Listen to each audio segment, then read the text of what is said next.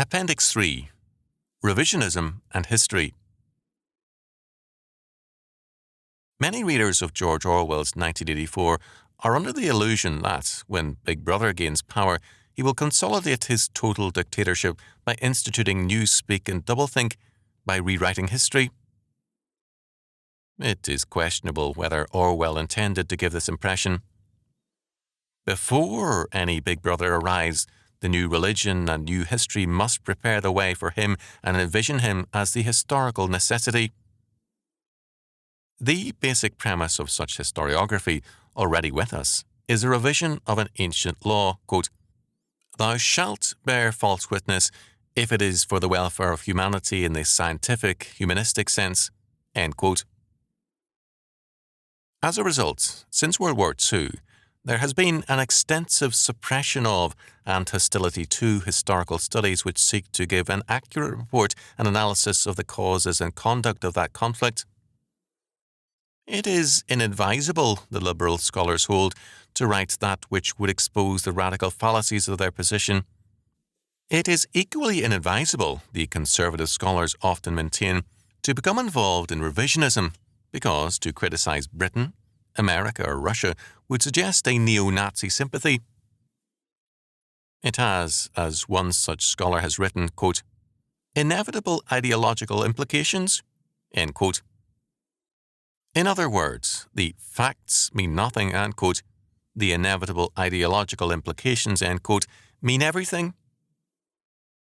For scholars to do justice to an unpopular cause is to risk, quote, having this sort of malodorous albatross tied around their necks, end quote. In short, bear false witness by silence, consent, or writing, especially if it is intellectually respectable to do so, for to do justice to an enemy, stranger, or anyone other than yourself, quote, must simply result in embarrassing your friends, end quote. Harry Elmer Barnes, in Two Brief Studies, Blasting the Historical Blackout and Revisionism and Brainwashing, has described the current historical situation. Only a few scholars have challenged it, notably in the United States, Charles Callan Tansel in Backdoor to War, 1952, and David Leslie Hogan in When Peaceful Revision Failed.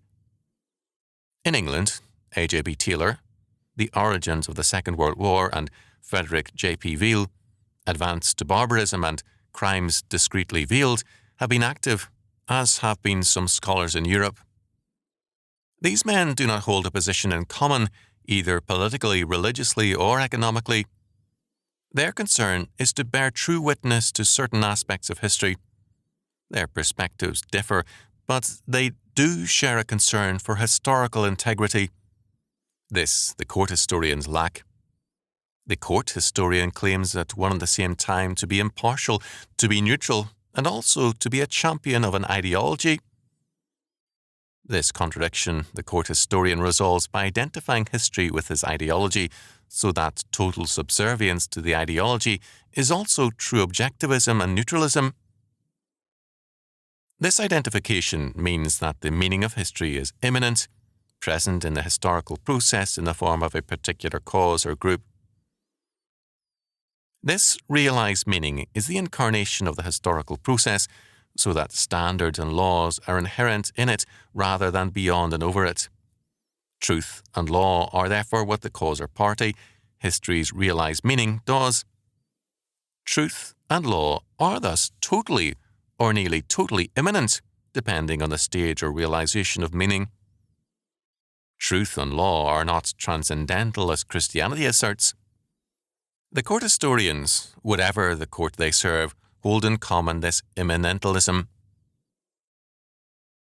As a result, they can bear false witness and call it history because, for them, truth is what the party does and what the cause requires. And before Big Brother can arrive, the preachers and historians of immanentalism must do their work. The author. Rousseau's John Rushdoony, 1916 to 2001, was a well-known American scholar, writer, and author of over 30 books. He held BA and MA degrees from the University of California and received his theological training at the Pacific School of Religion. An ordained minister, he worked as a missionary among Paiute and Shoshone Indians, as well as a pastor to 2 California churches. He founded the Chalcedon Foundation, an educational organization devoted to research, publishing, and cogent communication of a distinctively Christian scholarship to the world at large. His writing in the Chalcedon Report and his numerous books spawned a generation of believers active in reconstructing the world to the glory of Jesus Christ.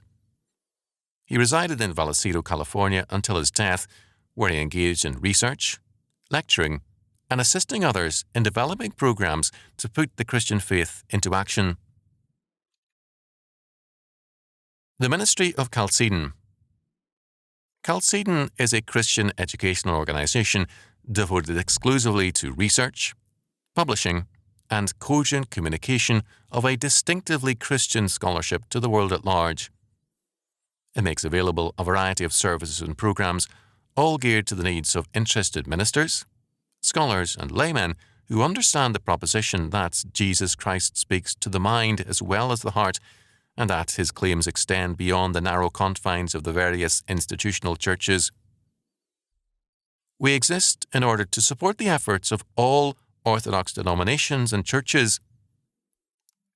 Chalcedon derives its name from the Great Ecclesiastical Council of Chalcedon, AD 451, which produced the crucial Christological definition, quote, "Therefore, following the Holy Fathers, we all with one accord teach men to acknowledge one and the same Son, our Lord Jesus Christ, at once complete in Godhead and complete in manhood, truly God and truly man." End quote. This formula directly challenges every false claim of divinity by any human institution, state, church, cult, school, or human assembly. Christ alone is both God and man, the unique link between heaven and earth. All human power is therefore derivative. Christ alone can announce that, quote, "All power is given unto me in heaven and in earth," Matthew 28:18. Historically, the Chalcedonian Creed is therefore the foundation of Western liberty, for it sets limits on all authoritarian human institutions by acknowledging the validity of the claims of the one who is the source of true human freedom, Galatians 5:1. The Chalcedon Report is published monthly and is sent to all who request it.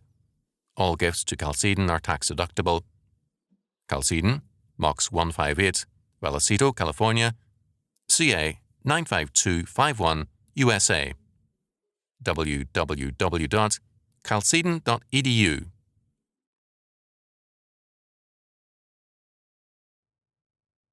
This has been a Chalcedon Foundation production, produced by Grace Community School and Nicene Covenant Church, published by Ross House Books. Copyright 1965, 1978, 2001, Mark R. Rushdoony. If you enjoyed this audiobook, be sure to visit chalcedon.edu for more books and audiobooks by R.J. Rushdoony.